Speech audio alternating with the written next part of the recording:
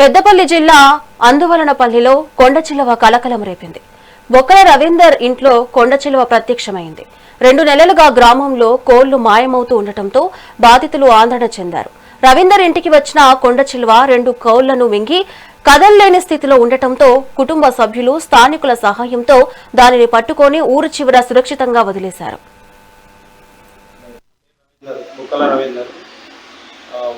Peddapalli district అందుపల్లి గ్రామం మండలం పెద్దపల్లి. తరచుగా కోళ్లు మాయమైపోతుంది మేము ఆందోళన చెందినాం. ఏంది అని బయట వ్యక్తులను తిట్టడం జరిగింది. అయితే ఈ విషయం మాకు తెలియదు.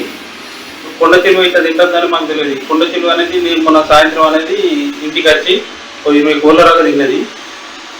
తరచుగా ఈ 20 కోళ్ళు తిన్నాక మేము మా వాళ్ళు పొద్దున ఇట్లా చూసే వరకు ఏంది గంప కింద వండుకొని ఉన్నది. ఉన్న కోళ్ళను అన్నిటి తిని పిల్లల కోళ్ళు అయితే ఒక 2-3 అయితే ఉన్నాయి. మీ విషయం మీద మేము ఆందోళన చెందినాము. ఇన్ని రోజులు బయట వ్యక్తులను తిట్టడం జరిగింది.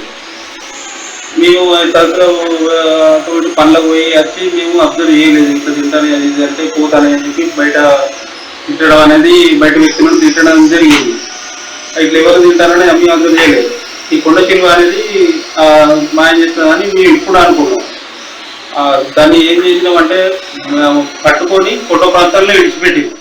నా పేరు రవీందర్, బుక్కల రవీందర్. పెద్దపల్లి డిస్ట్రిక్ట్ అందుపల్లి గ్రామం మండలం పెద్దపల్లి. తరచుగా కోళ్లు మాయమైపోతుంది.